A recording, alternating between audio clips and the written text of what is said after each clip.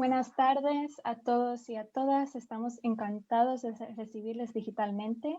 Soy Tania Álvarez, moderadora del evento de hoy. No Woman is an Island, ninguna mujer es una isla. 8 mujeres artistas en Cannes. Un evento teórico organizado por Rialta y Cannes, Cuban Art Nueva York, en torno a la reciente exposición Fall for Her, una exposición online de Cannes en la que podemos encontrar obras de 8 artistas cubanas, entre ellas Ana Albertina Delgado, Kenia Arguiñao, Aimé García, Consuelo Castañeda, Connie Lloveras, Lilian Cuenca, Danay Vigoa y Sandra Cordero. Esta exposición fue presentada el 15 de octubre y hoy celebramos su cierre con la participación de 4 curadoras, también cubanas: Meiken Barreto, María de Lourdes Mariño, Janet Patet y Suzette Sánchez. Cada curadora tendrá 12 minutos para hablarnos de 2 artistas de la exposición y ustedes como público tendrán la oportunidad de hacerles preguntas antes del cierre. Antes de comenzar el evento, les pido a las curadoras que pongan sus micrófonos en silencio y seguro que tienen muchas ganas de comenzar. Con este motivo presento la primera curadora. Ella se llama Meiken Barreto. Meiken tiene un máster en Historia del Arte por la Universidad de La Habana, ha sido directora regional del Artist Pension Trust, responsable de Y Gallery en Nueva York y del Estudio de los Carpinteros en Madrid y en La Habana. Ha sido profesora de arte en la Universidad de La Habana y del Colegio San Jerónimo. También ha sido profesora invitada en la Universidad Complutense en Madrid y la Universidad Martin Luther. Este año fue curadora de la exposición Shifting Streams, 12 Artists by the Hudson River en el Longwood Art Gallery del Hostos Center for the Arts and Culture, ahora disponible virtualmente. En 2017 comisionó la exposición Cabinet of Curiosities, The Whimsical World of Carlos de Medeiros y The Path Leading to the Center. Colabora regularmente con varios medios de arte, entre ellos Arte Cubano, Art on Cuba y Art Nexus. Hola Meiken, muchas gracias por participar con nosotros. Hola Tania, sí, gracias por la presentación. Igualmente. Y nos presentas el trabajo de Aimé García y Sandra Cordero. Meiken, te dejo la palabra. Gracias, yo estoy encantada de estar esta tarde acá con estas mujeres magníficas que van a estar presentando el trabajo también de otras mujeres iluminadas del arte cubano. Y como decía Tania antes, voy a estarme refiriendo brevemente al trabajo de Aimé García y al trabajo de Sandra Cordero. En el caso de Aimé García, es una artista que muchos conocemos ya, es una artista que tiene una trayectoria amplia y reconocida, que ha trabajado en diversos medios, aunque evidentemente en su práctica se destaca fundamentalmente el trabajo con la pintura. Aimé es una artista que ha sabido construir una iconografía muy personal que la distingue del resto de los artistas de su generación, que es la llamada generación de los 90 del arte cubano, y que también la hace muy singular dentro del contexto de las voces femeninas del arte cubano. Yo voy a compartir mi pantalla con ustedes para, mientras hablo, ir mostrando algunas imágenes y tener como una experiencia un poco más dinámica en ese sentido. Acá, vamos a ver si puedo minimizar aquí. ¿Ven mi pantalla? Pues quiero saber si se ve mi pantalla y si me escuchan bien. Sí.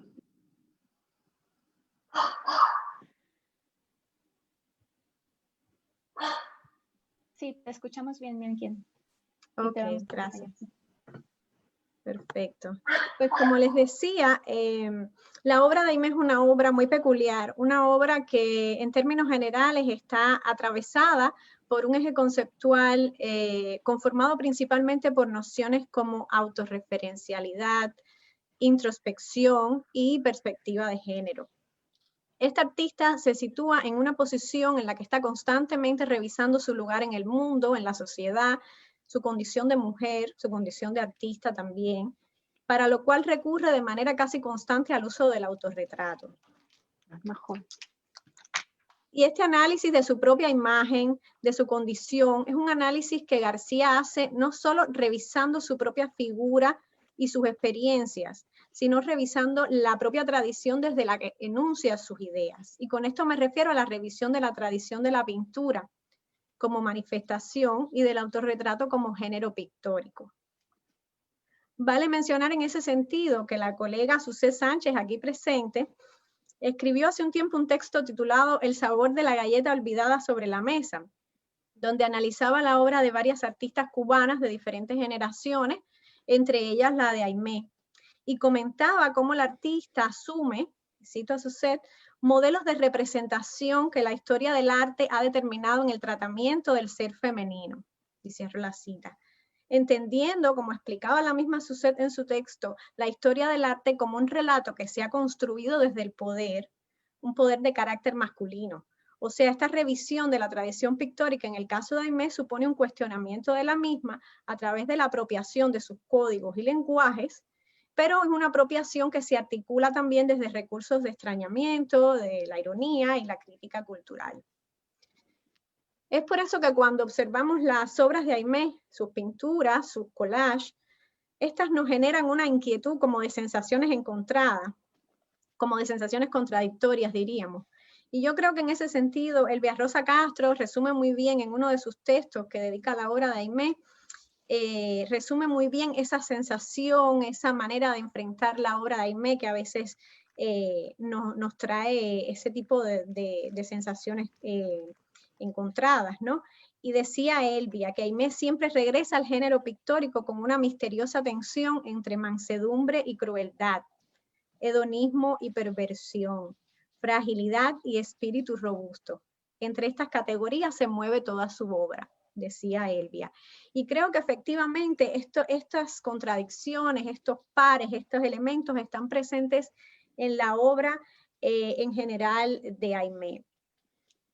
Si bien su imagen, su representación, el uso de la pintura, el uso del collage, son protagonistas indudables del trabajo de Aimé, yo quería referirme también en esta breve presentación de su trabajo a otras obras en las que Aimé se aleja de su propia imagen y trabaja empleando técnicas de manualidades como el bordado y el tejido, también técnicas que están asociadas a lo femenino por parte de ese relato hegemónico construido desde el poder masculino. Y aquí me quiero referir principalmente a dos piezas que además ponen de relieve la capacidad de Aimé para trabajar con obra tridimensional, con este tipo de instalaciones donde se incorpora el espacio como elemento fundamental de las mismas. Y estas obras son Hogar, del 2003, y Pureza, del 2012, que estaré comentando más adelante. En el caso de la pieza Hogar, que ustedes pueden ver en pantalla, Aimé despliega una mesa para 6 comensales, como se puede observar. La mesa está vestida con un mantel de metal, específicamente de hierro, que está bordado con hilos de algodón, y sobre ella hay una vajilla también de metal, cuyos platos y otros utensilios están también bordados con estos hilos. Ustedes pueden observar el exquisito trabajo de bordado en metal en estos patrones decorativos del mantel, y observaremos en una próxima imagen también la decoración y los bordados en los platos y demás. Y acá con este tipo de obra también sentimos esas sensaciones contradictorias que nos despiertan la obra de Aimé. Por un lado, reconocemos la belleza asociada con la tradición cultural que ella está empleando, y por otro lado, por supuesto, advertimos la referencia a ese mundo doméstico de resistencia y obstinación, de la labor constante y la lucha constante en el predio doméstico de la mujer, en los roles que la sociedad le otorga tradicionalmente. Aquí muestro la otra imagen donde sobresale, por supuesto, en esta pieza el bordado en los platos, donde se están bordando las palabras referidas a los ingredientes para la confección de algunas recetas, de algunos alimentos, y resulta fascinante ese guiño que hace Aimé en este caso al más puro conceptualismo lingüístico, a la vez que lo hace dialogar con la precariedad del contexto cubano. Esta es una obra que inevitablemente cuando yo pienso en ella, siempre pienso también en una pieza como The Dinner Party de Judy Chicago, esta obra célebre de Judy Chicago. Y yo siento que hay conexiones aquí, no solo en la visualidad, sino en el empleo de las manualidades asociadas con lo considerado femenino, así como en la fuerza expresiva de esta pieza para generar una mirada de reevaluación de la mujer y de su rol social. Por otra parte, también quería mostrar esta pieza titulada Pureza, que es una pieza del año 2012, que como ustedes pueden apreciar es una manta negra tejida que ocupa un segmento del malecón habanero. Se presenta en el momento en el que se exhibe como una obra prácticamente en proceso, según pueden ver en esta otra imagen, donde vemos a las dos tejedoras aún elaborando la pieza. De nuevo las manualidades, el factor de la perseverancia, de la obstinación en la obra de Aimé. Este cobertor, como ven, cubre con su color negro el muro del malecón, este muro de contención, este límite geográfico, abrigándolo y señalando un área de la ciudad, una estructura arquitectónica que está definitivamente vinculada con su historia y la de sus hijos, ¿no? Vinculadas con momentos de júbilo, momentos de camaradería y de encuentros, pero también momentos de luto, de memorias dolorosas, como por ejemplo las memorias de la emigración que tenemos cuando pensamos en el malecón habanero. De modo que el malecón es como un símbolo de aislamiento, pero también de esperanza. Y sobre esta pieza ha dicho la propia artista: para mí era un acto de continuidad, de crecimiento, hacer un tejido de 20 metros de largo. Quería hablar sobre la paciencia, la perseverancia, también sobre la espera. El malecón habanero está ligado a los encuentros y desencuentros, a los sueños y las desilusiones. Y bueno, con esta hermosa obra, cierro esta breve presentación sobre la obra de Aimé, donde un poco que he pretendido mostrar la diversidad de su producción y los elementos fundamentales que caracterizan su propuesta. Voy a conversar ahora, a presentar brevemente la obra de Sandra Cordero. Sandra Cordero, a diferencia de Aimé, que tiene una formación como artista plástica en la Facultad de Artes Plásticas del Instituto Superior de Arte, ELISA, como también se le llama, que es usualmente la vía que siguen los artistas que luego hacen una carrera en las artes visuales, pues Sandra tiene un background diferente, un background que viene del mundo del cine. Ella estudió dirección audiovisual en la Facultad de Medios Audiovisuales también de ELISA. Sin embargo, desde el año 2016 comenzó a desarrollar su obra empleando principalmente el collage. O sea que la obra de Sandra es una obra temprana, es una obra joven, una obra que podríamos considerar como emergente. La mayoría de las piezas de Sandra forman parte de una megaserie titulada Planeta Sandra. Es bastante llamativa la articulación de este planeta por parte del artista, porque ella concibe meticulosamente cada especie que habita en este universo, no solo con sus características visuales, sino con su nombre científico, sus funciones, su comportamiento en el contexto del planeta y en relación con otras especies. Cuando nos acercamos a Sandra, estamos viendo su obra y tenemos la oportunidad de dialogar con ella y le preguntamos por uno de estos andremios, que es como ella le llama a estas especies. Ella nos cuenta toda la historia con lujo de detalles de cómo este se comporta en su universo, cuáles son sus funciones, cuáles son sus características principales. Como decía anteriormente, la obra de Sandra emplea principalmente el collage y ella va combinando fragmentos de imágenes que va recortando de revistas de diversa naturaleza. Esos collages con el tiempo se han ido complejizando, adquiriendo en algunos casos tridimensionalidad a partir del trabajo con múltiples capas de papel y despertando otras sensaciones táctiles y dinámicas en el espectador. Sobre su trabajo ha dicho la propia artista: usando recortes de revistas y capas de papel, Creo collage con profundidad espacial que encarnan el caprichoso ecosistema del planeta Sandra. Cuando me propongo crear nuevas formas, busco entender el impulso vital de cada una. Detalles delicados, formas sinuosas, intrincados escondites y personajes delirantes componen la escena de ese planeta que orbita en mi mente. Cuando trabajo con materiales reciclados de nuestra cultura, que en sí mismos son un filtro de la realidad, me gusta pensar que mis creaciones se convierten en palimpsestos vivientes, nacidos del ejercicio de devorar imágenes. Y cierro la cita de Sandra. De modo que Sandra no solo está interesada en definir los personajes que habitan su universo, sino que se dedica también a explorar aspectos geográficos como sus suelos y sus subsuelos, así como prácticas rituales. Tal es el caso de la imagen que ven, es la representación de una danza ritual del planeta Sandra, y en este caso es una de las piezas que describen las características de los suelos y subsuelos de este planeta. Hay una vocación en la obra de Sandra, como algunos han señalado, de botanista, de taxonomista, de descubridora en este tipo de trabajo. Pero yo creo que también aquí hay un juego con la idea del Dios creador. Yo creo que Sandra se sitúa en esa posición de la diosa creadora que va articulando un universo de elementos que se complementan entre sí y que a la vez están respondiendo a situaciones, sentimientos, necesidades y nociones intrínsecamente vinculadas con la naturaleza humana. De modo que están ocurriendo dos procesos simultáneos en la obra de Sandra.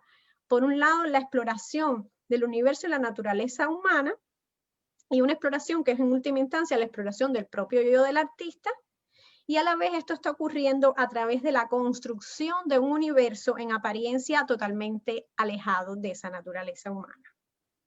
Sobre su obra se han escrito algunos textos, entre ellos hay un texto del pensador mexicano Luis Ramallo, donde este observa como cualquier expedicionario respetado, o sea, él dice esto sobre Sandra, como cualquier expedicionario respetado, observa y clasifica silenciosamente, como una visionaria, como una experta hambrienta, como una mentalista.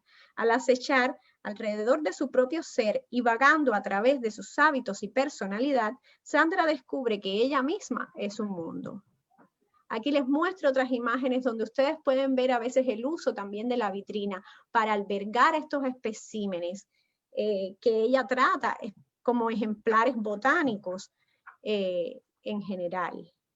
Y también les muestro esta última pieza sobre la que conversé casualmente hace muy poco tiempo con Sandra, y ella me explicaba sobre esta pieza, cómo esto se trata, estas Atranan son los pulmones del planeta Sandra, y lo que vemos con estas piernas que salen y que usualmente caracterizan a personajes de su universo, son personajes que se han ido a dormir dentro de la Atranan, que es, digamos, una de las estructuras que respira en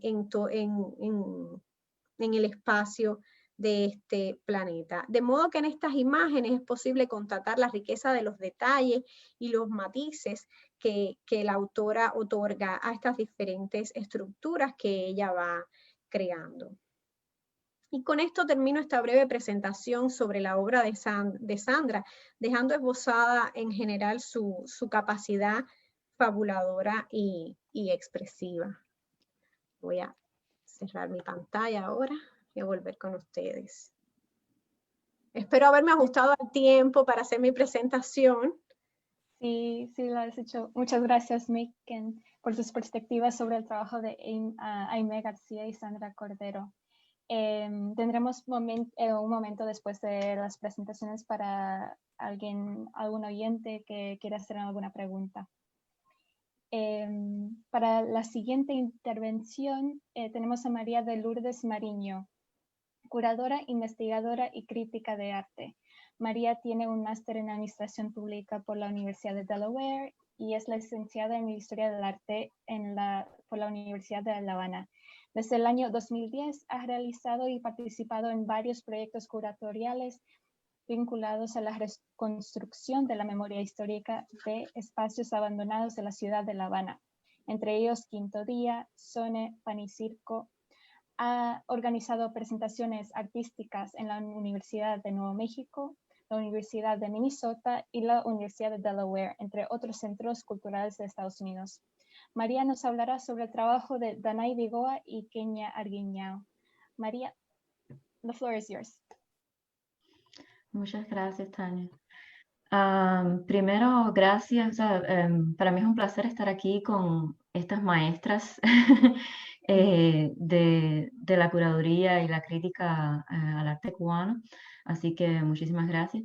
Yo primeramente quiero explicar que no soy una especialista en el arte de Danai Vigoa o Kenia Arguiñao, aunque ellas estuvieron las dos, más o menos somos como de la misma generación, y casualmente yo estaba revisando la información de ellas y recordé que ellas estuvieron en la primera exposición que yo organicé en el Instituto Superior de Arte en el año 2009, exposición Cambio y Fiora, como parte de la 10ª Bienal de La Habana.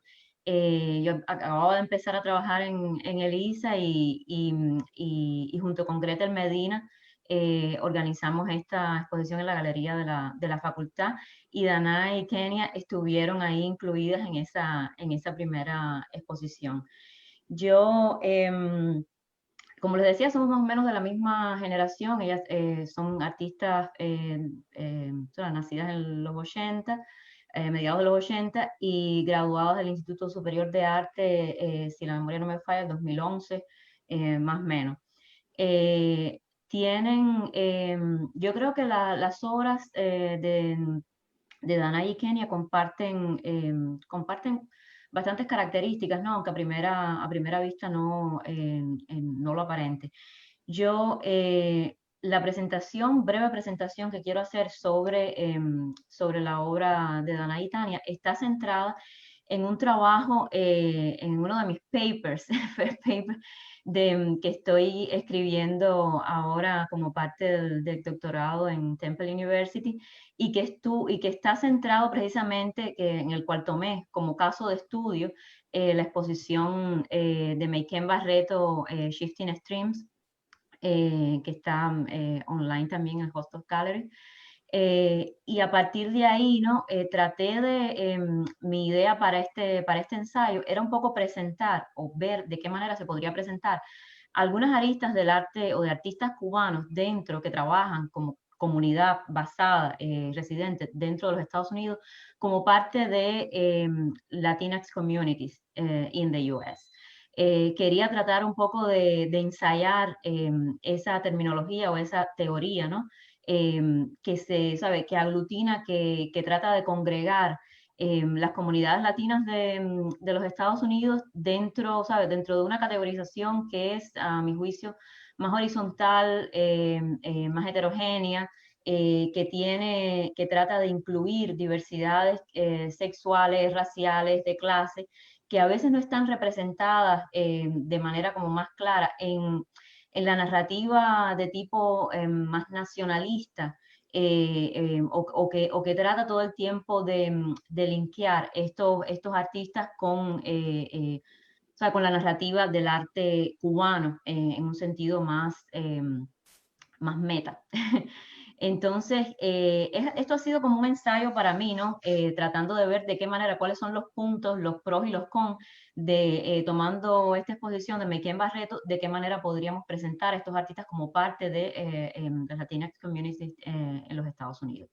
Entonces, el arte de Danai Vigoa y Kenia Arguiñao, dentro de este contexto que estoy analizando, escribiendo todavía, para mí me dio muchísimo, o sea, me da muchísimo tela por donde cortar, en el sentido de que ambas artistas están buscando una redefinición de lo íntimo a través y de su espiritualidad, de su identidad, a través de metodologías que no son, o sea, metodologías que no van a la definición de la identidad cubana a través de de espacios, de representaciones, de objetos o de dinámicas políticas, ¿no? Que pueden ser fácilmente contextualizables.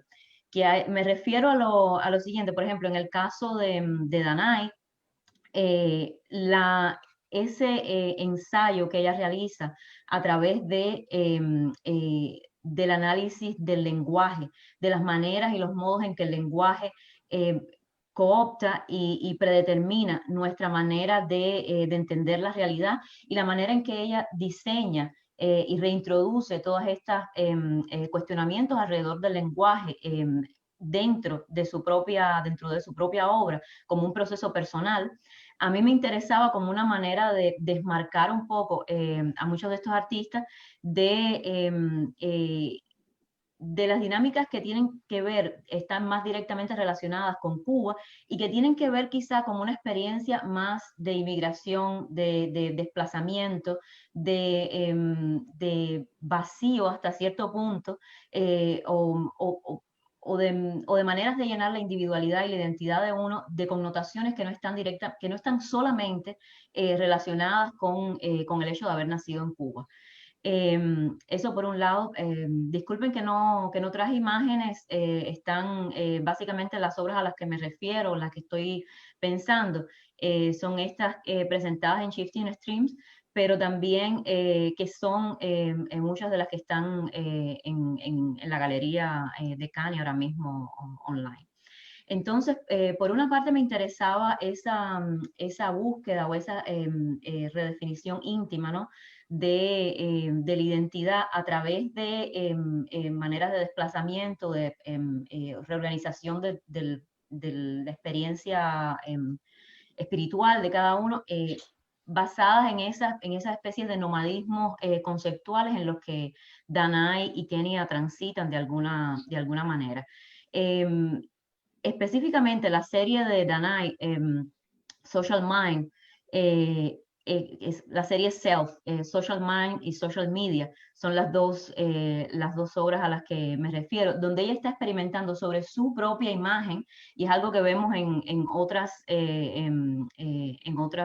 artistas cubanas también, ¿no? Está reflexionando sobre la construcción de su propia imagen como, y deconstruyendo de alguna manera las implicaciones que pueda tener los social media en la determinación de esa individualidad o de ese sentido de ese sentido de identidad, de alguna manera del desterrado hasta cierto punto.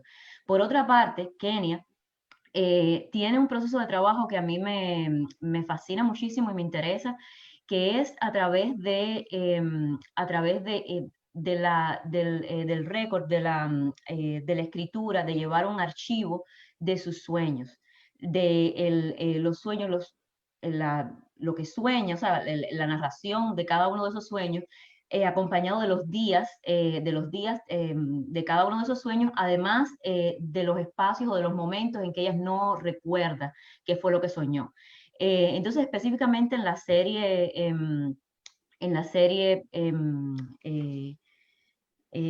Forgotten Dreams, que está también en la exposición de May Kenny, está aquí también presentada en Cannes, ella está haciendo estos espacios circulares, ¿no? Que a mí me recuerdan un poco a los procesos de meditación, yoga, donde te dicen, no, imagina ese espacio, ese pequeño centro luminoso que se expande. La primera vez que vi esas imágenes me encantaron porque me llevaba también a la idea de cómo reconstruir la propia identidad de uno en espacios de desplazamiento, en espacios donde el país donde naciste tiene, ¿sabes? Te determina hasta cierto punto, pero ya hay otras muchas influencias, hay otras muchas lecturas, hay otros muchos encuentros que empiezan a pesar más en cierto punto. Entonces, en estas dos artistas como que veía un poco esa dinámica de tratarse de reconstruir desde la distancia, reconstruir desde metodologías de trabajo que son abstractas, que son bastante metódicas en los dos casos, ¿no? Pero al mismo tiempo tratando de dar cabida a maneras de ser que buscan precisamente esto que en los discursos de latinidad, ¿no? Muchas veces se trata de buscar, a veces huyendo un poco de las narrativas extremadamente autoritarias de los discursos nacionales, que es tratar de ver y encontrarse lo mismo en espacios que son de heterogeneidad, de horizontalidad, y donde la experiencia de vivir fuera del país natal empieza a pesar como un mecanismo, ¿no? De representación identitaria también. A veces bueno, no a veces, simplemente creo que el mercado del arte por diferentes motivos está muy marcado, está muy montado precisamente en acentuar esas diferencias nacionales, en acentuar determinadas diferencias locales, identitarias, que permiten representar a estos artistas, que permiten identificar a estos artistas desde un espacio global con una mayor precisión hasta cierto punto. Muchas veces yo veo esto como una abstracción, ¿no? Como una manera a veces que no está completamente, a veces creo que los artistas van siguiendo como su propia trayectoria y las dinámicas y los discursos del mercado de arte siguen como otro terreno crítico donde se trata de enclaustrar a cada uno de estos artistas en dependencia de dónde nació y en dependencia ya de los discursos nacionales, ¿no? A, que a los que tienen acceso. Entonces, bueno, cerrando un poquito aquí, me quedan 3 minutos, puse mi timer para no pasarme mucho. Esto, a ver, para mí, bueno, igual agradezco la oportunidad de estar aquí, de compartir un poco esto que son como pensamientos sueltos. No hay nada como completamente cerrado o elaborado, pero como investigadora sí me interesa mucho tratar de ver cómo uno puede mover de alguna manera las representaciones o la manera que uno habla o que representa a estos artistas, sobre todo estos artistas residentes en los Estados Unidos, de qué manera los presentas a la comunidad académica, de qué manera los presentas al espacio de los museos, porque mi temor es que a veces con la conceptualización de arte latinoamericano o arte cubano, a veces hay mucho que se pierde, o sea, hay muchos artistas que se pierden en esa superposición, como que no logran encajar en ninguno de los dos esquemas completamente y se pierden, o sea, como que desaparecen. Y en ese sentido, por eso me parece más interesante la definición de Latinas Communities como algo que los hace pertenecer, ¿sabes? Los presenta como lo que son artistas que ya están desarrollándose ¿sabe? Y que están enraizando su obra en otro contexto. Gracias. Muchas gracias, María. Gracias por la reflexión sobre el trabajo de Dona Ibigoa y Kenia Guiñao. Seguimos con el evento y ahora vamos a escuchar sobre las perspectivas de Janet Batet. Ella es crítica de arte, curadora y ensayista. Janet es graduada de Historia del Arte de la Universidad de La Habana y tiene un máster en comunicación. Colabora regularmente con diversos medios de arte, entre ellos Art Nexus, Arte al Día, El Nuevo Herald. Sus 2 libros más recientes son Esto no es arte, el expresionismo abstracto en los Estados Unidos y la aventura concreta, ambos del 2019, en colaboración con la Fundación Ortiz Gurdián. Actualmente se encuentra trabajando en 2 libros monográficos sobre la obra de Thomas Esson y Ana Albertina Delgado. Janet presentará las obras de Consuelo Castañeda y Ana Albertina. Muchas gracias, Janet. Te cedo la palabra. Hola, ¿qué tal? En primera instancia, gracias al CAN y a Rialta por la invitación. Es un gusto compartir además con colegas que tanto admiro. En segunda instancia, también quería agradecerles por... ¿Se escucha? Perfecto, disculpa. En segunda instancia, quería también agradecer por el tema.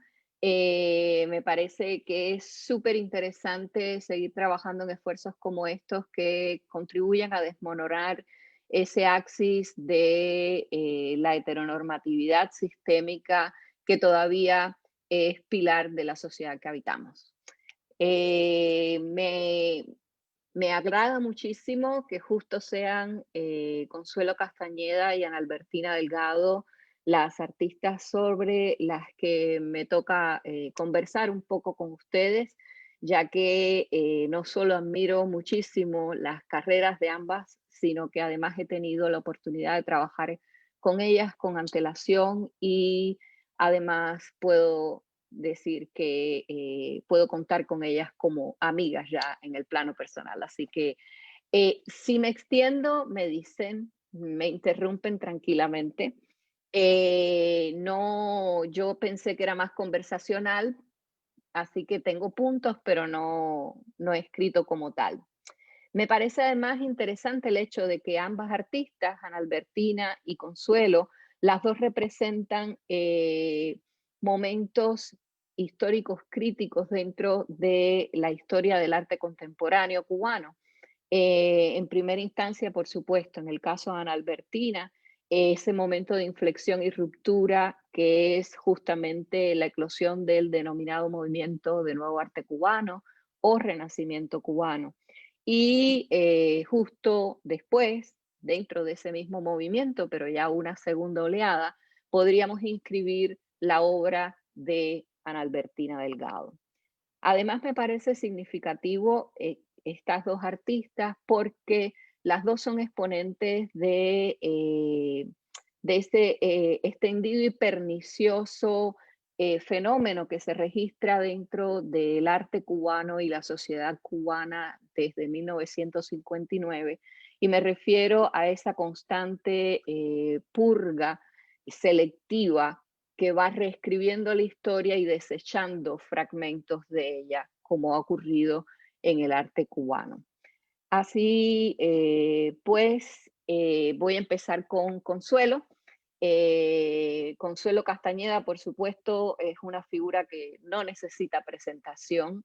Es un pilar dentro del arte cubano contemporáneo, no solo por la pertinencia y especificidad de su obra, sino también por el papel que ha desempeñado desde el punto de vista académico, junto con otra figura esencial como es Flavio García Andía, en la formación de generaciones de artistas y todavía hoy una inspiración esencial para muchos de los artistas del arte cubano. Resumir la obra de Consuelo en 6 minutos es casi que imposible, sobre todo cuando estamos asistiendo a una producción que se caracteriza, diría yo, por el carácter justamente camaleónico. O sea, Consuelo es muchas Consuelos y de un proyecto a otro Consuelo se modifica enteramente. Pensemos tal vez como referencia para este carácter camaleónico algunas de las exposiciones de ella, como podrían ser entre las primeras exposiciones, ¿Quién le pone los brazos a la Venus de Milo? Del 1987, o su también exposición personal, La historia reconstruye la imagen, en el Castillo de la Fuerza en 1989. Si nos basamos en estas primeras dos exposiciones, estamos hablando justamente en algo a lo que ya habíamos hecho referencia, la necesidad de reconstrucción cabal de la historia, de esa misma historia que en el caso del arte cubano y de la sociedad cubana ha sido borrada y reescrita selectivamente. En el caso de estas dos exposiciones se vale entonces de obras que llegan a nuestros días de manera fragmentada y que Consuelo pone a conversar con otros epígonos del arte, como Hokusai o como puede ser Lichtenstein, o que va a completar a partir de textos históricos que reconstruyen la historia. Sin lugar a duda, esta dislocación espaciotemporal y rejuego como señuelo conceptual es lo que lleva a que Kossuth llamara a Consuelo una artista postmoderna. A mí, sin embargo, en lo personal me parece que el término es demasiado ambiguo, casi que epocal más bien, siendo la raigambre conceptual el sino que define a Consuelo Castañeda y que es en definitiva lo que va a determinar ese carácter camaleónico al que me hacía referencia, que es en definitiva ese tanto concepto posmoderno al que se alude y que es la obra resultante. Si contrastamos a estas dos primeras exposiciones que hacía referencia, otra exposición medular de Consuelo, como es el caso de To Be Bilingual, que se presentó en el 95 en Fred Schnitzer, vamos a ver que es otra Consuelo enteramente diferente. Estamos asistiendo aquí a un concepto que se apoya meramente en el diseño gráfico y dentro del diseño gráfico la tipografía. Son obras que van a ser colores planos, donde la tipografía sans serif usa la palabra que va variando y se contrapone como left, right, top, bottom, behind, front, y que estas denominaciones lo que hacen es justo seguir al significante. El left se mueve hacia el left, el bottom hacia el bottom, pero va creando toda una cosmogonía sobre las condiciones de clasificación, exclusión, aislamiento, que significa la migración, que significa el reinsertarse en una cultura u otra. Podríamos aludir a otras exposiciones, pero también están las instalaciones de Consuelo Castañeda.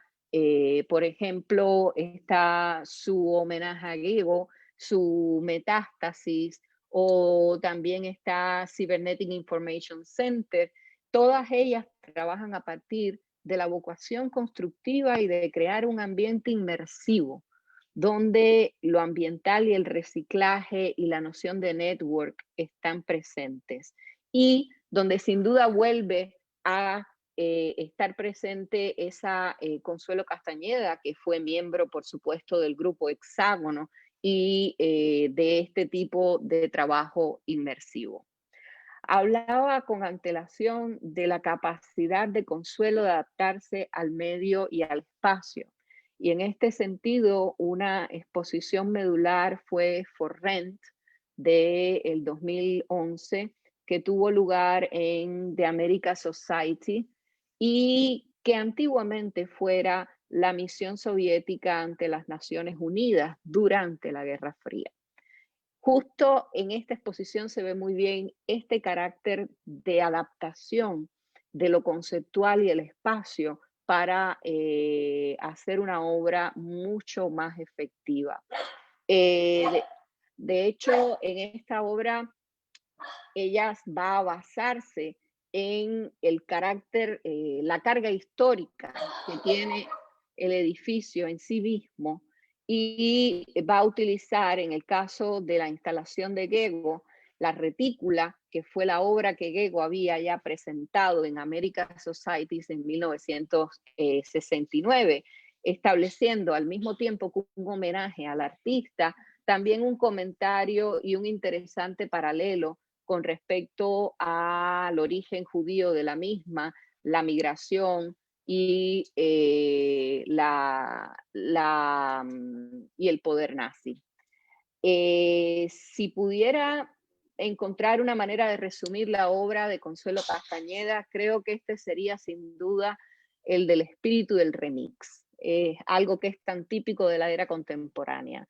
Y desde el punto de vista conceptual, su propuesta siempre debe ser entendida como esa revisión de preceptos sociales, culturales, que predeterminan nuestro comportamiento y pesan sobre nuestras libertades individuales. La obra de Consuelo participa siempre de la historia del arte, de la cultura popular urbana y el propio cuerpo, que muchas veces incorpora en series también fotográficas que van a devenir el medio propicio para canalizar el mensaje. Justo otra de las cosas interesantes de For Rent es el carácter de convertir la exposición entera en una instalación ambiental donde uno puede viajar a través de todas las etapas de la obra de Consuelo Castañeda, como mismo ocurrió recientemente en la exposición retrospectiva que tuvo en el Teatro de La Habana en el 2016 y que venía a cerrar un ciclo paradójico e interesante con respecto a su primera exposición en 1987. ¿Llevo mucho en Consuelo? ¿Estoy bien? Ok. Sí, estás bien. Si quieres, ya llevas 10 minutos. Me voy a Ana Albertina. Vale. Gracias. En el caso de Ana Albertina, por su parte, es una artista que actúa más desde el espacio íntimo personal. La narrativa de Ana Albertina es más sensual, más sensorial. Ana se emplaza desde lo femenino y lo cotidiano para embarcar en un mundo psicológico cambiante, donde la fragilidad es curiosamente la clave que va a permitirle la sobrevivencia en ese mundo hostil que la rodea. Ana, como sabemos, pertenece a esa segunda ola del movimiento de nuevo arte cubano que emerge hacia la segunda mitad de los años 80 y que está más interesada en la cotidianidad, el kitsch, la transvanguardia. Incluso, como sabemos, los orígenes de Ana son en el grupo Puré, junto a Adriano Huergo, a Ciro Quintana, Ermitaño y Lázaro Saavedra, y donde se trabajaba mucho el concepto de equipo hasta el punto de desintegrar la personalidad de cada uno de los integrantes en cuanto a producción, donde empezaba y terminaba la obra de cada artista. En este sentido, obras tempranas de Ana Albertina, como Madre, del 1986, es bien interesante, puesto que en ella se resumen muchas cosas que ya estaban en Puré, como el uso de materiales desechables, como el paper craft, fotografías que son pegadas con post-its, el trabajo con la pintura, en una suerte de collage bien personal. Otra de las obras de esta época que es medular es El lobo no muerde, y esta obra es muy interesante porque resume un trabajo que estará después en toda la obra de Ana Albertina, y es esa asociada al miedo que nos es construido desde la infancia. O sea, es una obra que alude, por supuesto, a la Caperucita Roja y a ese miedo constante que se nos va creando desde la infancia. Ana tiene 3 cuerpos de trabajo importantes, podríamos decir que son sus instalaciones, la pintura y el dibujo. En el caso de las instalaciones que le vienen de una herencia natural de Puré, se ubican obras como tempranas como No te caigas de la cama, que era ese gran cake de manera piramidal hecho de papel en el que se aludía a los problemas de el matrimonio y la vida de pareja en Cuba. Después, una exposición esencial dentro de estas instalaciones es su exposición Los Ángeles nos han dejado, de 1995, donde el carácter inmersivo y el uso de materiales comunes, telas, fotografías, botones, transparencias, van generando una memorabilia, también usaba, van obligando al espectador a adentrarse y un poco fisgonear en cada rincón para entender el universo íntimo que está develando Ana Albertina. Cuando aludía a esto de fisgonear, en el caso de la pintura y del dibujo, también el espectador es un poco un voyeur. Y sin duda esto se da en el cuerpo de trabajo de Ana Albertina, porque nos estamos adentrando en un universo interior, como si nos adelantáramos en las propias circunvoluciones del artista. La pintura de Ana Albertina se caracteriza por un estado de semiconciencia, son atmósferas un poco de ensoñación que se presentan siempre en estado fluido. Creo que este es un detalle importante para entender a Ana Albertina. Hay algo de esa acuosidad que incluso a veces a mí me hace pensar en Helen Frankenthaler, y también otro elemento esencial es lo biomorfo, las formas siempre son transformables y se van interconectando para viajar de un universo a otro. Es este deseo de exploración en lo fluido, la lleva incluso a veces a series que trabajan con temas específicos, como es el caso de su serie The Five Senses del 2001. Luego está el tercer grupo de trabajo, y ya voy terminando, son los dibujos en los que la obra de Ana Albertina es de una delicadeza y síntesis impresionantes. En este sentido, hay dos exposiciones que resaltan, está Drawings 1987-2011 en Farsight Gallery, y después A Little Window Inside My Head en Carol Yazar en el 2011 y 2012 respectivamente. Cuando Ana abandona el lienzo, en el lienzo se caracteriza justo por esa maestría del color, renuncia, una vez en el dibujo, Ana renuncia a esto para dedicarse sencillamente a un dibujo limpio, donde la línea es grácil, sencilla, y donde el color aparece solo y a través del lápiz de color de manera puntual. Es como ese acento que va a denotar zonas de tensión dramática, una suerte de chakra, de centro energético, que nos va a develar el centro de la fábula que nos está narrando Ana Albertina en la obra. Me parece que hay una tendencia general a clasificar la obra de Ana Albertina como onírica, y esto me parece como que una clasificación demasiado fácil, ¿no? Casi que prosaica, porque aun cuando las asociaciones dentro de la obra de Ana Albertina no responden a una estructura racional pura y dura, hay en ellas un significado implícito que pasa no por lo surreal, sino por el uso consciente de ese subconsciente que nos construye a todos como individuos.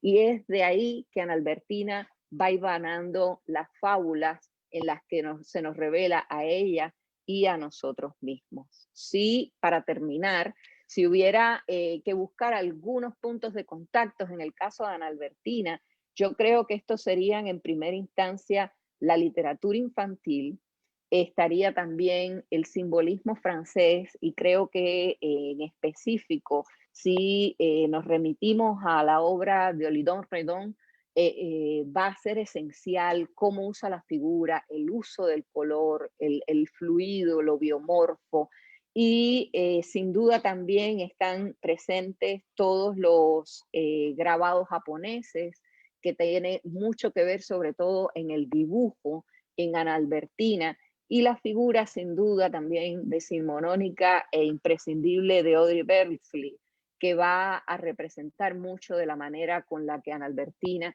no solo desde el punto de vista formal, sino desde el punto de vista conceptual, aborda el mundo. Y con eso, discúlpenme si me he pasado un poco, termino.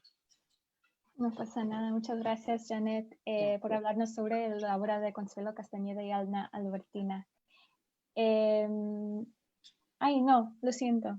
Me he equivocado, ¿no? No. No, perfecto. Sí, ahora vale, sí. Ahora vamos a continuar con nuestra última intervención. Tenemos a Suzette Sánchez. Ella es comisaria, crítica de arte y investigadora. Es licenciada en Historia del Arte de la Universidad de La Habana y tiene un máster en Historia del Arte Contemporánea y Cultura Visual de la Universidad Autónoma de Madrid. En la actualidad tiene una beca de investigación del Museo Reina Sofía. Como comisaria independiente ha realizado exposiciones en instituciones como la Real Académica de España en Roma, CaixaForum en Barcelona, Casa de Madrid en Madrid, Casa de América en Madrid, entre otras. Suzette Sánchez nos hablará del trabajo de Connie Lloveras y Lilian Cuenca. Suzette, adelante. Gracias. Bueno, primero agradecer tanto a Rialta como a Cani la iniciativa y este espacio para poder compartir con colegas a las que quiero y admiro tanto y que pese a las distancias tratamos de mantenernos, ¿no? Un poco al tanto de lo que estamos haciendo, siempre un poco en defensa, ¿no? En pro de la visibilidad del arte cubano. Precisamente por eso quería, antes de adentrarme en la obra de las artistas, eh, un poco dar las gracias, ¿no? Por una iniciativa como Cani, porque creo que es importante, sobre todo con los artistas de la diáspora, tenemos una asignatura pendiente en la historiografía del arte cubano, que es dar visibilidad, retomar, trazar las huellas de dónde han ido a parar esas poéticas que han estado haciendo. Efectivamente, también, como decía María, son artistas que quedan en medio de esa dislocación y que también se insertan en comunidades donde se van a generar otros sentidos, con lo cual creo que para nosotros es muy importante que existan iniciativas como estas y que nosotras como historiadoras del arte, como investigadoras, críticas, como curadoras, tenemos responsabilidades, ¿no? Añadidas que tienen que ir en pos de dar visibilidad, ¿no? A tantas voces que han quedado silenciadas por la diáspora, por el exilio, y que justo ahora que tenemos los medios, las herramientas, las redes sociales, que las comunicaciones no son tan complicadas como hace décadas atrás, es un momento fundamental para poder retomar esos hilos, esas vidas que se han perdido, que se han extraviado y que han estado silenciadas en el discurso reciente del arte cubano. Entonces me parece que son iniciativas muy válidas y que deberían multiplicarse, ¿no? Allí donde todas las diásporas donde nos situemos. Por otra parte, bueno, quiero aclarar que yo no conozco personalmente a las artistas de las que voy a hablar, por eso también quisiera pedirles a ellas, si están viendo o escuchando, disculpas, porque son poéticas muy personales, tanto las de Lilian Cuenca como las de Connie Lloveras, que en el caso de Lilian además creo que es la más longeva de las artistas que están en la exposición, con lo cual me parece también muy interesante, ¿no? Este hecho de estos saltos intergeneracionales que se producen en una exposición, en la visualidad, en los discursos, las maneras de alguna más también de afrontar, ¿no? Los discursos estéticos y que se pueden ver, ¿no? En estas ollas poéticas tan individuales. Tanto en el caso de Lilian como Connie, confieso que para mí son obras que se me están desvelando ahora, precisamente justo por lo que aclaraba anteriormente, de esas pérdidas, ¿no? De las huellas, de lo que han estado produciendo o haciendo los artistas que están en la diáspora. En el caso de Lilian, pues es una carrera muy larga, que empezó con haciendo grabado, pintura, es decir, en los años 70 sobre todo había una impronta muy fuerte de lo que era la colografía, y que se ha mantenido, ¿no? Entre esa intersección entre el lenguaje abstracto y digamos, esa figuración que no acaba de concretarse, porque de alguna manera es, ¿no? Como esa evasión hacia un formalismo muy abusado, muy centrado. A mí me interesa sobre todo cómo evoluciona, ¿no? Ese lenguaje en el caso de Lilian Cuenca, donde empieza por ese grabado, incluso es una artista que llega a ser reconocida con premios importantes de grabado en Japón, en Cuba, y cómo de ahí va habiendo una evolución hacia la pintura y hacia la pintura abstracta. No quisiera entrar en definiciones precisas o taxonomía de si es expresionismo abstracto, si es abstracción expresiva, es decir, quisiera de alguna forma respetar, ¿no? Un mundo que es bastante particular, que es un mundo de tonos muy monocromos, muy tenues, es decir, es un artista donde la pintura revela, más allá de esa intencionalidad del gesto, del pincel sobre el soporte, revela sí un mundo, digamos, bastante tenso de drama, es decir, por el color, por las formas, por esa manera en que trata de evadir siempre la figuración.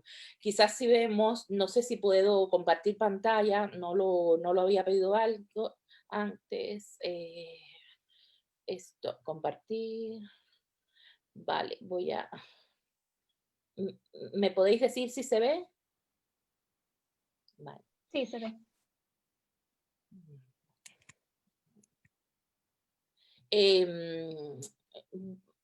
Vemos, estas son dos coreografías del artista donde vemos pues ese mundo también, ¿no? De tensión, donde la imagen todavía está en esa pugna entre los figurativos, vemos determinados elementos figurativos que todavía aparecen, ¿no? Como pujando en medio del fondo, como pujando en medio de esos gestos pues más gestuales, ¿no? Sobre la plancha, sobre la imprimación del grabado, y que luego evidentemente en la pintura también van a ir evolucionando hacia pues hacia formas donde se reconoce, ¿no? Como ese continuo escape de la figuración, ¿no? Como un modo también de evadir quizás determinados corsés, determinadas fuerzas. Sí me interesa también sobre todo el hecho de que es una pintura que cuando la figuración aparece es una figuración que alude siempre a figuras masculinas, y eso me parece que es interesante porque de algún modo está también, ¿no? Como tratando de traducir esa especie de grito, esa especie de evasión en que el propio gesto pictórico trata de convocar una huida, una escapada, ¿no? De formas que puedan ser demasiado atávicas, demasiado fálicas, es decir, que están como testigos, ¿no? De un drama, es decir, esas formas fantasmagóricas que aparecen en medio de la pintura, en medio del gesto, del rayonismo. Creo que es una pintura que implica, ¿no? Entrar en esa dicotomía de lo que puede ser todavía un tránsito en la propia poética del artista, una búsqueda hacia formas de expresión donde se está viviendo en sí mismo pues como un cisma interno. Creo que en este sentido, es decir, son poéticas muy particulares, evidentemente todas las poéticas son muy particulares, pero que creo que en este caso hablan de un mundo interior, de un mundo muy, muy particular, de una tensión, de la experiencia vivida, del drama, de incluso de la propia diáspora, ¿no? De esas figuras que aparecen, que tratan de emerger dentro de lo velado, de la pintura, de las capas pictóricas, como esas vigilantes, esos sujetos que todavía están ahí como para recordarnos, ¿no? Determinados fantasmas del pasado. Creo que en ese sentido la pintura de Lilian tiene que ver con esas formas, ¿no? Esas formas de nebulosa que tiene el recuerdo, que tiene la memoria, que tiene ese propio tránsito, y que muchos de nosotros que estamos también en la diáspora hemos vivido, en el sentido de que el exilio, la diáspora en sí mismo convoca, ¿no? a un cisma, convoca a una convulsión, convoca una transición en nuestras vidas, y creo que la pintura, una pintura como esta, tan desgarradora, tan personal, tan dramática, de tanta fuerza, inevitablemente va a mostrar todavía esas formas también que tratan de apegarse a ciertos gestos geométricos, y donde todavía el fantasma aparece, ¿no? Como suertes de pinceladas, pero que recuerdan determinados elementos figurativos. En el caso de Lilia me interesan además mucho particularmente lo que son los formatos en papel, los pequeños formatos, el grabado. Los trabajos en papel creo que adquieren también como una dimensión más íntima, más de exploración, de investigación, que no es quizás el que permite la tela, ¿no? Y los formatos un poco más grandes de los lienzos. Creo que esta es la página web del artista, que se puede ver cómo hay todavía una experimentación, ¿no? Una experimentación que dubita, donde todavía hay formas que no llegan a esa gestualidad más espontánea, sino que todavía hay determinados apegos a ciertas formas que se repiten, a ciertas serialidades de los trazos que tienen que ver también con ciertas geometrías que permanecen, y sobre todo esa impronta, ¿no? Del color, que sigue siendo contenido, que sigue siendo monocromo, que sigue estando dentro de una paleta reducida, y una paleta que escapa a cualquier tipo de estridencias, y que se mantiene desde sus primeras obras en grabado hasta las obras más contemporáneas.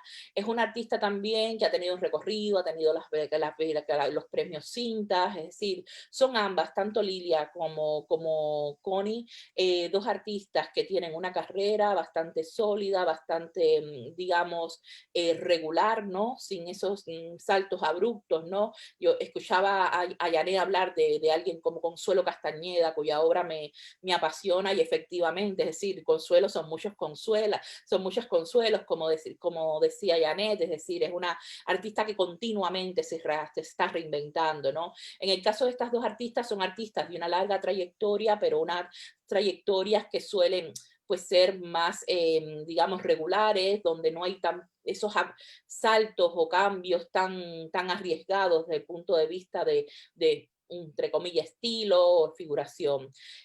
Voy a pasar a Connie para no alargarme tampoco demasiado, donde, bueno, tengo abierta esta página porque me interesa mucho en el caso de Connie, a raíz también de lo que iba comentando María, determinados proyectos que son proyectos de arte público, que son proyectos en el espacio público, con murales, con intervenciones en las calles, que me parecen muy interesantes porque creo que es una apuesta de riesgo del artista, ¿no? De tratar de traducir su lenguaje, un lenguaje plástico muy identificable, con una iconografía, unos signos muy marcados, trabaja mucho lo que son imágenes como la casa, la forma de la casa, la espiral, signos que pueden ser también signos de, en cierto modo, con cierta ancestralidad, ¿no? Que convocan también un tiempo fuera de la historia o de la historia lineal de la modernidad, para convocar también a ciertos significados que tienen que ver con cuestiones femeninas, cuestiones de matriarcado, cuestiones que tienen que ver con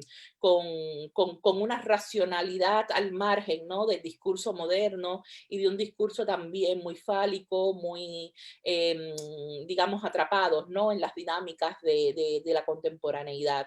En este caso, los proyectos de arte público, proyectos en el espacio público, me parecen muy interesantes porque son capaces de redimensionar, ¿no? La escala de una pintura que también es muy intimista, una pintura de muchos códigos, de signos, de símbolos, de metáforas muy personales que evidentemente entrañan un riesgo a la hora de hacer una exégesis o de interpretarlos, y que precisamente esa redimensión de la escala, llevarlas a espacios públicos, al formato de mural, trabajar la cerámica también en estos grandes murales, porque Connie trabaja tanto la pintura como el dibujo, como la escultura. Me parece que es una apuesta de riesgo y una apuesta que sobre todo está tratando también de entroncar con determinados significados antropológicos o, digamos, de comunidad, en entornos muy específicos. Por ejemplo, me interesa mucho también,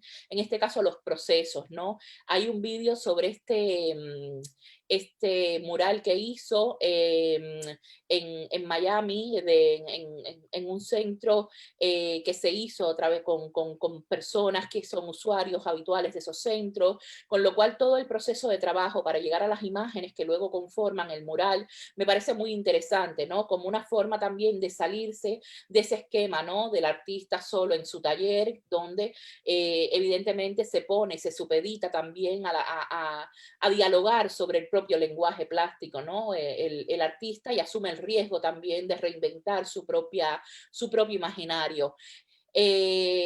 Bueno, me parecen fantásticos los proyectos en espacios públicos.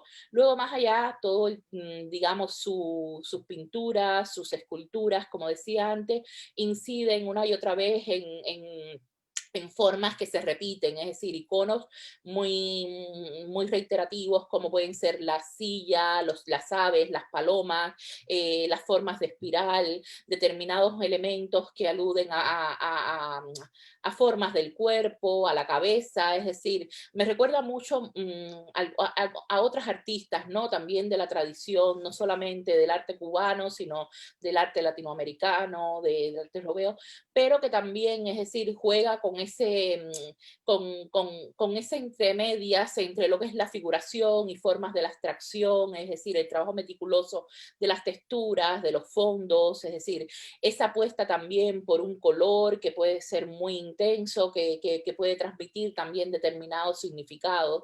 Creo que es una obra muy interesante, muy fuerte, es decir, también con elementos de textualidad que suelen complejizar también un poco el discurso, y también muy interesante las esculturas en el sentido de que traduce, ¿no?, al lenguaje tridimensional y a determinadas formas de menor escala esos elementos que también están presentes en su pintura. Como en el caso de Lilian, también creo que hay aquí, por los elementos, ¿no?, los iconos con los que trabaja, una alusión también a la diáspora, ¿no?, a la noción de desplazamiento, de dislocación, de ausencias, digamos, esa desaparición de los cuerpos, de determinados emplazamientos escultóricos. Me parece que convoca también a algunos de los fantasmas, ¿no?, con los que vivimos todos los que nos hemos desplazado del lugar. Siempre pues con esa escala mínima, con una, digamos, un cuidado, ¿no?, de las formas, es decir, me parece que son pequeñas esculturas muy bien ensambladas, muy bien pensadas, pero que convocan a pesar, ¿no?, del material, de la forma, me parece que convocan esa sensibilidad, ese cuidado, ¿no?, por una obra que trata de sí estar narrando, ¿no?, pues situaciones muy dramáticas, trágicas, pero desde el cuidado, ¿no?, de no exceder, de siempre convocar a un concilio, ¿no?, amable con el espectador. Creo que ambas artistas me parece fascinante, me parece de esas artistas que han quedado también, ¿no?, dentro de lo que es la historiografía del arte cubano contemporáneo, al margen de los relatos que se han establecido, es decir, esta complejidad de hasta el momento no haber logrado nosotros como investigadores, como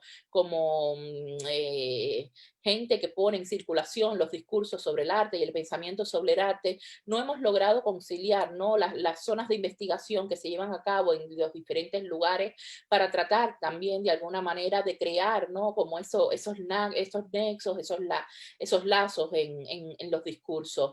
Yo personalmente viví hace un par de años, 3 años atrás, un proceso también con un artista, que en este caso estaba en Italia, que me llegó una obra que para mí era absolutamente desconocida y a la par fascinante. Es decir, creo que tenemos esa responsabilidad, ¿no? Y con eso me querría cerrar un poco esta visión apresurada y panorámica de las obras de Connie Lloveras y Lilian Cuenca, con esa responsabilidad que nos asiste, de alguna manera poner, entrecruzar, ¿no?, lazos, entrecruzar los discursos para lograr realmente hacer una historiografía que no olvide a los que están fuera, a los que están dentro, los que han quedado deslocalizados, los que quizás han tenido momentos muy importantes en su trayectoria y quizás otros momentos de invisibilidad. Creo que, es decir, todas estas formas de pluralizar el discurso y la historia del arte cubano, la historia del arte cubano reciente, me parecen que ayudan sobre todo a pluralizar por una parte, pero sobre todo también a desconstruir algunos de los discursos hegemónicos que nosotros mismos hemos ido trazando a lo largo de las últimas décadas. No quisiera terminar y pido permiso para hacer este inciso, para hacer énfasis en lo que está pasando ahora en Cuba, en lo que está ocurriendo en el mundo de la cultura, con los intelectuales, con el movimiento San Isidro, y sobre todo me parece que iniciativas como la de Cani, foros como estos donde nos estamos viendo las caras, hablando, gente que estamos dispersas por el mundo, son, digamos, la palestra, ¿no?, importante, interesante de juntar solidaridades, de juntar nuestros intereses y sobre todo visibilizar, ¿no?, aquella obra de estos artistas, los que han quedado en el olvido, en la historia, silenciados, pero también los que están tratando de ser silenciados hoy por las instituciones, por aquellos que se creen con el derecho a dirigir o a restringir los discursos sobre el arte cubano. Simplemente eso, muchas gracias por la oportunidad. Muchísimas gracias, Suzette, y por tus reflexiones sobre la obra de Connie Lloveras y Lilian Cuenca. Y de nuevo, muchas gracias a Maiken, María, Janet y Suzette por esta interesante discusión sobre el trabajo de estas artistas poderosas.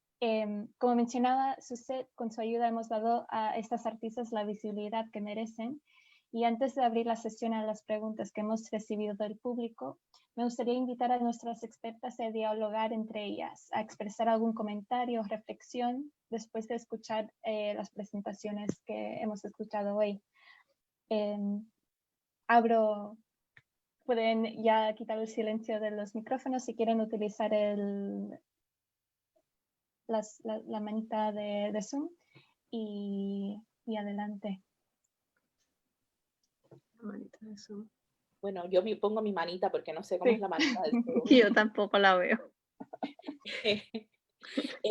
No, como decía antes, para mí, es decir, es muy revelador, ¿no? Descubrir a través de estas invitaciones o de iniciativas que van surgiendo de diferentes lugares, poéticas, artistas que no conocía, que me son absolutamente, o de las cuales había quizás escuchado un poco el nombre, pero que en la vorágine cotidiana no te detienes, ¿no? Si no es porque te llama la atención alguien. Entonces, que estas introducciones, en este caso, bueno, evidentemente, Consuelo Castañeda, Albertina, Kenia Guiñao creo que también la conocía, bueno, evidentemente Aimé García, pero la otra artista que trabajó, Maiken, por ejemplo, es una artista que yo no conocía, entonces me resulta muy interesante, muy útil además también para ampliar mi espectro, ¿no? Hacia las poéticas que pueden llamarte la atención, seguir en tus investigaciones cotidianas, que esto venga también avalado, ¿no? Por gente en la que uno confía, cuyo criterio respeta, porque eso también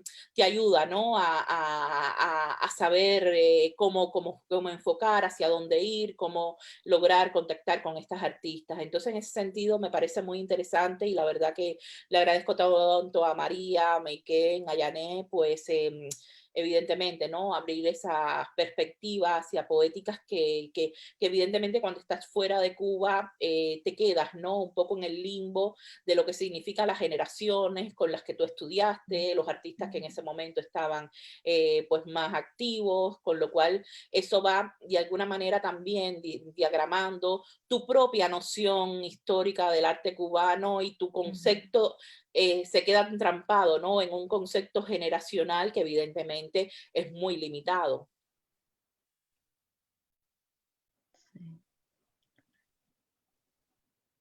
Voy a... no encontré la manito, pero bueno. Sí, me parece esencial lo que planteaba Suzette. Creo que en medio de las obligaciones normales de trabajo que tenemos también esa necesidad y ese cometido que es el de recuperar la obra de artistas que están produciendo a veces fuera, produciendo a veces dentro y no reconocidos dentro, no necesariamente solo los que se han ido dejan de ser reconocidos. Y siempre he estado pensando cómo podríamos de una manera común llevar un trabajo mancomunado para tratar de reconocer sobre todo las voces que están más silenciadas. Sin duda, exposiciones como estas, conferencias, escritos, ayuda, pero creo que hay algo más que deberíamos tratar a nivel mancomunado entre todos, a pesar de las obligaciones que tenemos a diario. Y lo otro que quería era, bueno, como mismo había apuntado Suzette, volver a llamar la atención sobre la importancia que está teniendo de lo que está aconteciendo ahora mismo en la sociedad cubana, pero también en el ámbito artístico y a nivel grupal, y lo interesante que resulta además que se esté reclamando desde las artes plásticas el derecho a ser cívicos dentro de la sociedad cubana. Y creo que es un momento histórico que no deberíamos, con el que tenemos que estar en completa consonancia. Más bien era eso lo que quería decir. También hubo artistas que para mí fueron nuevas en esta presentación, lo cual me es sumamente estimulante e interesante. Así que les agradezco también por eso y de seguro que voy a buscar más de ellas.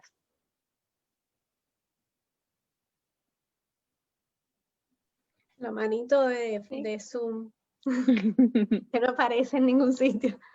Sí, yo quiero agradecer muchísimo a las panelistas porque esta constante necesidad de construir ese mapa lleno como de grandes silencios, de grandes vacíos que tenemos, siempre, este tipo de encuentro es siempre súper importante para empezar a llenar esos vacíos, para complementar información que no tenemos y para ir, vaya, lo que estamos haciendo, lo que queremos, que es construir esa noción del arte que nos interesa y ir incorporando esas nuevas voces o gente que estaba trabajando hace muchísimo tiempo y que no teníamos noticias o que no habíamos estudiado completamente su trabajo. Me interesó muchísimo ver la presentación sobre Connie y sobre Lilian, porque eran artistas con las que no estaba familiarizada, pero a la vez me gustó muchísimo escuchar más sobre Ana Albertina y sobre Consuelo, todo lo que contaba Janet, que iba haciendo como un recorrido sobre las diferentes exposiciones y la manera en que las artistas iban articulando nuevas series. Siempre es algo que va un poco que a complementar esa noción y ese interés ever growing, ese interés que siempre tenemos creciendo sobre este tipo de conocimiento. Yo creo que también ha sido importante hablar de estas comunidades que están en la diáspora, que están afuera, de la imposibilidad o la falta de un cuerpo que reúna todas esas voces, que de alguna manera ponga todo esto en perspectiva, que no existe. O sea, cuando vamos a buscar literatura sobre arte de origen cubano, arte cubano-americano, todas esas cosas, esas nociones intercambiables, vas a buscar ese tipo de bibliografía, ese tipo de documentos y es prácticamente inexistente. Por eso yo creo que este tipo de encuentro es sumamente importante. Y por supuesto, para evitar que se silencien también otras voces que desde la isla están haciendo una obra súper importante y que ahora mismo están siendo puestas en cuestión por lo que está pasando allí. Bueno, yo solo quiero decir gracias. Para mí ha sido un gusto, un placer escucharlas a todas ustedes y aprender también de la manera de compartir y de reescribir, ¿no? Las páginas del arte cubano desde diferentes perspectivas. A mí también me parece muy importante esta cuestión de la invisibilidad dentro de Cuba y fuera de Cuba de determinados artistas y yo creo que lo que está sucediendo ahora mismo en Cuba ha puesto como muy claramente los mecanismos de invisibilización que han estado tan al uso durante décadas. Y a veces uno no lo sabe por falta de información, por la manera en que está estructurada la sociedad, por la manera en que nosotros mismos estudiamos y por la manera en que estuvimos conectados con algunos artistas y con otros no, como mencionaba José. Ha habido muchos, este mismo mecanismo de invisibilización ha estado in place por los últimos 60 años. Entonces es muy difícil, primero, o sea, como tratarlo de desmontar en un momento, pero yo lo que sí creo es que algo que le agradezco muchísimo al Movimiento San Isidro es como atravesar esa línea y enseñarnos no como las costuras de todo lo que está faltando, de todo lo que a veces tenemos como una visión unitaria donde no existe, no hay, donde hay muchísimos vacíos y lagunas. Y creo bueno, que parte de nuestra vocación también como profesional es como tratar de rearticular todas esas ausencias, ¿no? En un espacio, en una narrativa, en un discurso que les haga tributo también, que las posicione de alguna manera. Perfecto. Si quieren, ahora les paso una pregunta que ha surgido de nuestro público. La pregunta que también les he pasado por chat, la leo. La condición nómada o fronteriza de ciertas artistas contemporáneas no ha devenido hoy también una especie de coartada y etiqueta mercantil o institucional? Les dejo un momentico para reflexionar. Si quiere puedo empezar hablando yo, si les parece. Porque bueno, yo me refería a la etiqueta de Latinx Communities in the US y es una etiqueta que una de las críticas que se le puede hacer es precisamente el riesgo que tiene de ghettoizar a estos artistas y también como convertirlos en una herramienta, ¿no? de fácil asimilación. Sin embargo, yo lo que creo es que cualquier categoría que usemos, arte latinoamericano, arte cubano, arte, la diáspora, o sea, cualquier categoría arte cubano-americano, cualquier categoría está inscrita o sea, no es nunca universal, aunque algunas categorías nosotros tengamos la tendencia a pensarlas como de manera como universalizables, ¿no? Y yo lo que creo es que lo importante o sea, como las narrativas críticas de arte cubano contemporáneo ahora mismo es como también tener siempre presente bueno, no podemos escribir o no podemos denominar sin categorías, sin de alguna manera ponerle nombre a las cosas, darles un orden, una sucesión, pero al mismo tiempo tener como la tendencia esta a problematizarlas todo el tiempo, a entenderlas como cambiables, como mutables, como espacios que difieren en sentido, ¿no? A través en dependencia de los artistas o las comunidades a las que nos vayamos refiriendo. Entonces sí, casi cualquier categoría puede ser, es marketeable y es vendible y puede ser reducida, pero no hay manera de escribir o de armar una historiografía sin categorías tampoco. Lo importante, a mi juicio, ¿no? es como mantener una perspectiva de problematización de esas categorías y entenderlas como particulares en lugar de universalizables. Sí, Janet. Sí, quería solo, coincido enteramente con lo que comentaba María, quería solo acotar algo importante. Primero, no todos los artistas que han emigrado trabajan una temática que pueda ser identificada como latina necesariamente. A veces, a ver, el caso de Consuelo puede tener alguna serie, To Be Bilingual, pero el resto de las que hablamos, no. Ana Albertina tampoco tiene por qué necesariamente ser entendida. ¿Qué ocurre muchas veces? Hay artistas que sí tratan eso y está muy bien además que se les categorice como tal, por supuesto, pero está también esa noción del mercado y del mismo sistema de arte que desde que te conoce ya presupone que tú, por ser cubano y por ser emigrante, perteneces a la categoría latino. Y aunque incluso tu obra no verse para nada en ese tema, que te saquen de ese escaño es completamente difícil.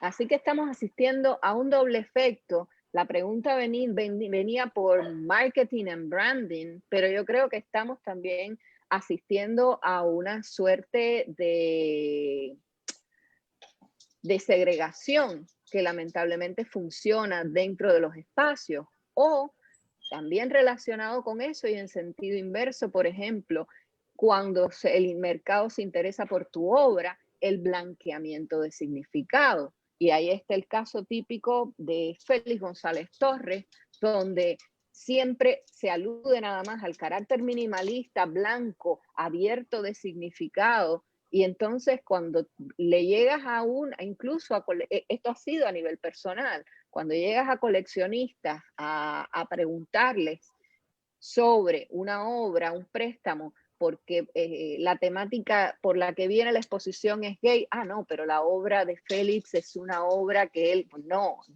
fue abiertamente gay, trabajó la temática gay abiertamente. Entonces, ¿dónde están los escritos donde hablan que los bombillos de Félix también tienen que ver con todo lo que es la feria en Puerto Rico? No. Entonces vemos cómo es un efecto perverso, te manejan de un lado o del otro a su antojo. Y es muy pertinente la pregunta porque es algo que ocurre todo el tiempo con el artista emigrante, que además ya no es más solo artista emigrante cubano, tiene una identidad poliédrica, porque ya eres cubano, pero eres americano, pero eres tierra de no nadie, no, de nadie, eres tantas cosas a un mismo tiempo que todo depende de por qué arista y cómo te quiera tomar la institución y el mercado.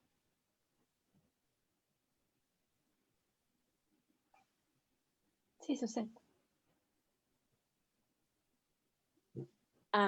Sí, yo me interesa mucho este debate también un poco por lo que decía Janet, por lo que decía María, sobre también de algún modo, y vuelvo a apelar, es decir, quizás siempre trato de reivindicar, ¿no? mi lugar de enunciación para que se entienda desde dónde hablo y por qué observo desde esta perspectiva los fenómenos del arte. Es decir, para mí, más allá del el encorsetamiento, ¿no? Y el agotamiento que una disciplina como la historia del arte tiene para lograr explicar hoy la complejidad de los fenómenos de la cultura visual, no dejo de sentirme historiadora del arte, ¿no? Lo que trato evidentemente de ver cómo transgredir los propios límites de la disciplina. Y en ese sentido me gusta mucho tener que revisar, que trazar la genealogía de determinados discursos, efectivamente, como dice Janet, es decir, lo políticamente correcto durante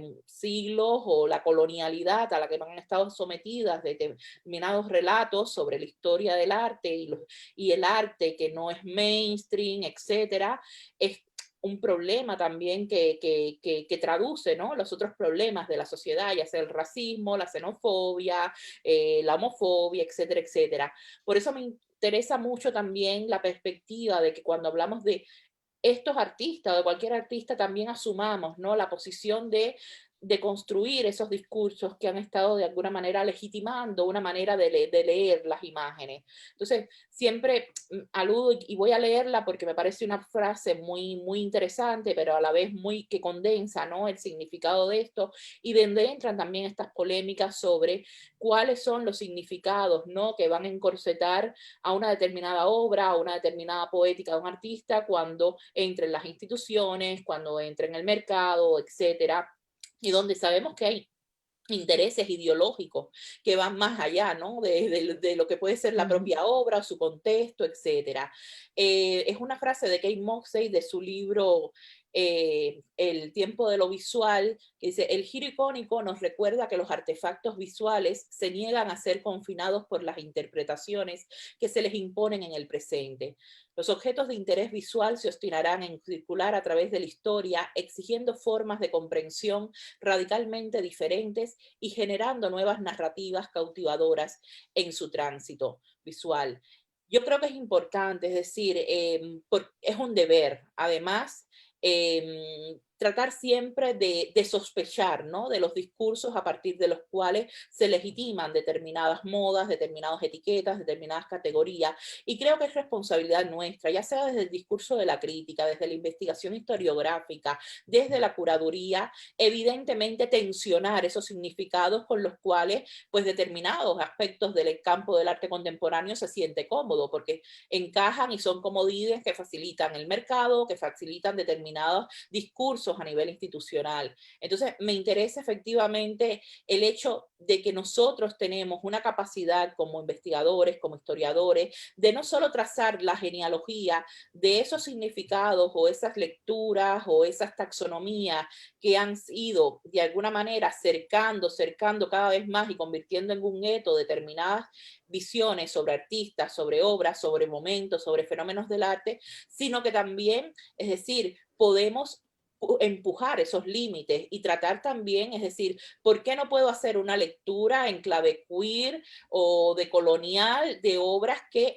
han sido, ¿no?, administradas por la tradición del discurso o el pensamiento sobre el arte desde una manera muy unilateral. Es decir, ¿qué es lo que me lo impide? Es decir, incluso aunque parezca a veces locura, es decir, yo creo que en esos ejercicios de forzar los límites puede haber un acto simbólico muy interesante que ayude de una manera u otra también a pluralizar, ¿no?, y a complejizar también el modo en que estamos acostumbrados a ver las obras.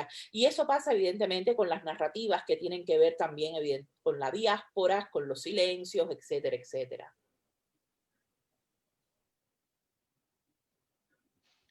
Sí, voy a apuntar algo corto antes de cerrar el tema, porque y volviendo un poco a la pregunta y teniendo en cuenta lo que mis colegas han dicho, la pregunta venía como por la situación de artistas nómadas o fronterizos, las categorías que pueden utilizarse, ¿no?, para este branding, como coartada mercantil, pero es que en el caso cubano también está lo contrario, o sea, el artista cubano que es descubierto en Cuba y es el que realmente vale, porque hay un folclorismo y una exotización del fenómeno, donde esos son los artistas a los que después, y esto mismo le respondía a María hace unos días en una entrevista que me hacía, son los artistas que después alcanzan ese nivel de visibilidad internacional, como el artista cubano, súper talentoso, y eso no pasa muchas veces con artistas que empiezan una carrera en la isla y emigran antes de tener ese tipo de visibilidad, pues ya no la van a tener, porque entonces tienen que adaptarse y tienen que,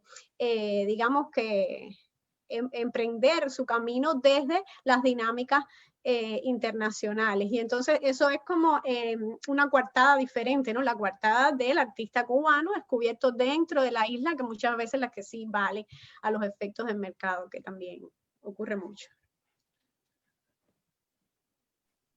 Gracias, Miken. Y ahora estamos extendiéndonos un poco, pero querías lanzar esta segunda pregunta y seremos breve en esta respuesta, si se puede.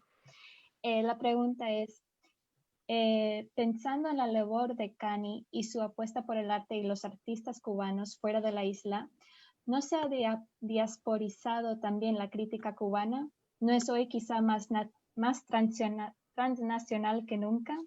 Les paso la pregunta por chat.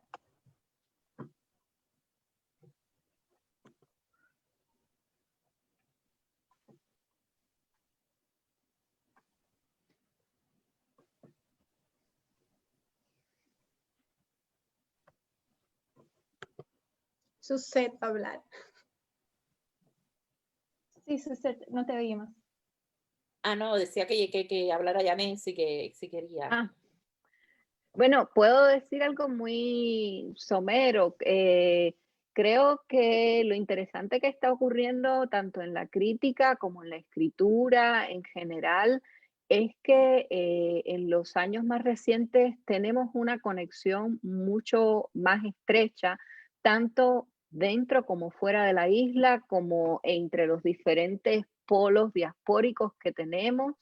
Y se ha producido un cruce muy interesante donde no únicamente el crítico o el investigador que está fuera trabaja con artistas que están fuera o viceversa, el que está dentro, sino que realmente ha empezado a fluir algo bien interesante y natural que estuvo interrumpido durante mucho tiempo y que también en gran parte lo debemos a que existan sitios como este que dan visibilidad, Rialta, Hipermedia, El Estornudo, exposiciones que se dan también donde se incluyen ambos lugares. Yo creo que hay algo bien interesante y que tiene que ver un poco con ese rescate que idealmente llegará a reconstruir, a conciliar la historia contemporánea del arte cubano. Es mi punto de vista. Sí, Suset. Y también creo que lo interesante de esto, ¿no?, que evidentemente tiene que ver con el acceso a Internet, las redes sociales, la disposición de material digital que está circulando. Creo que hay una cuestión fundamental e interesantísima, que es el hecho de que ya, es decir, no estamos apegados solo a las lecturas de las que pueden ser consideradas figuras de autoridad dentro del discurso crítico. Es decir, hoy estamos leyendo a la gente que acaba de graduarse de la Facultad de Artes y Letras, y que es la gente que está siguiendo lo que se está haciendo en el ICE, en San Alejandro, en las calles, lo que está haciendo en Movimientos Isidro, y lo estamos leyendo de primera mano, además con unas escrituras muy frescas, muy interesantes, con un discurso muy sólido. Creo que eso es importantísimo. Evidentemente, es decir, uno, en tanto inmigrante, tiene que, si lo logra, ¿no? Porque también es difícil insertarse en los lugares, ¿no? Donde tú llegas y lograr retomar una carrera. Muchas veces pasan años en que tienes que estar haciendo pues cualquier tipo de profesión, ¿sabes? Detrás de un bar, limpiando, o lo que sea, hasta que logras, si es que lo logras, insertarte o al menos ir tejiendo redes dentro de una comunidad local. Hablo por mi experiencia, ¿no? En España. Evidentemente, tú tratas, ¿no? de estar también al tanto de lo que está ocurriendo en ese lugar, en la ciudad donde estás, tratando de conectarte con los artistas, con el sistema de cómo funciona el arte, el campo del arte, con cuáles son, digamos, las dinámicas institucionales, etcétera. Y eso hace que evidentemente tu discurso se vaya pluralizando también. A mí me ocurre algo, y es que mis temas de investigación fundamentales siguen siendo el arte cubano, es decir, quizás desde la perspectiva más historiográfica, ¿no? Por decirlo de un modo. Pero creo que, es decir, hay una ventaja fundamental, que es ese acceso a la información, que hace años atrás, es decir, yo recuerdo cuando yo estudié en los 90, era imposible acceder a información sobre lo que estaban haciendo todos los artistas que estaban en la diáspora, que habían emigrado a finales de los 80, durante la década de los 90. Es decir, lo poco que encontrabas, lo encontrabas en el Centro de Arte Wilfredo Lang o en el ISA, lo poco que podías encontrar, porque no tenías comunicación, no había modo. Ahora eso es diferente, es decir, todo el mundo tiene su Instagram, su Facebook, tú estás viendo las exposiciones que están realizando, los puedes contactar, y eso me parece que es algo fundamental, es decir, sobre todo para las narrativas de un contexto del arte que ha vivido esos flujos continuos migratorios y que han hecho que se atomice absolutamente el conocimiento sobre arte y sobre la producción, sobre lo que está haciendo. Entonces, creo que sí, evidentemente, pero creo que cada vez estamos más conectados también. Sí, no, solo una pequeña nota. Yo me gradué en 2007 y tampoco había mucha información accesible. O sea que es como mucho, y es cierto, yo creo que es como que la práctica ahora mismo y el acceso, el internet y las redes como que están imponiendo ¿sabes? Ese flujo de información, la manera en que todos podemos participar de alguna manera en la creación de una comunidad, ¿no? Que no por ser virtual o diaspórica es menos real, o sea, es real, es una comunidad y es importante, ¿sabes? Como sentirse parte de ella, no, o sea, sin importar el lugar donde uno esté o lo que esté haciendo.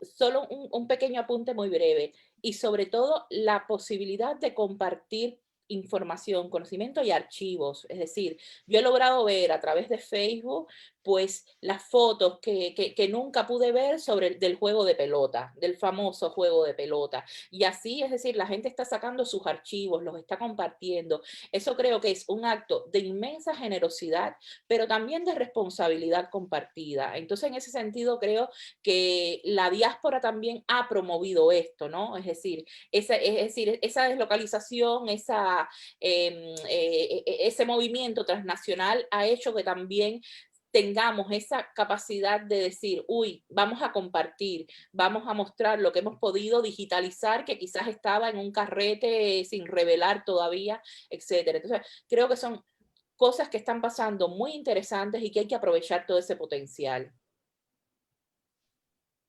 Gracias, Suzette. No sé si Miken tienes una última palabra que quieres añadir. Vale, pues muchísimas gracias por sus contribuciones. La verdad es que he disfrutado mucho de este debate y muchísimas gracias a Rialta por su contribución a la cultura cubana en general y por particularmente resaltar este conversatorio, el trabajo de mujeres en el arte cubano. Finalmente, un merecido reconocimiento a Cani por su labor de promover artistas fuera de Cuba.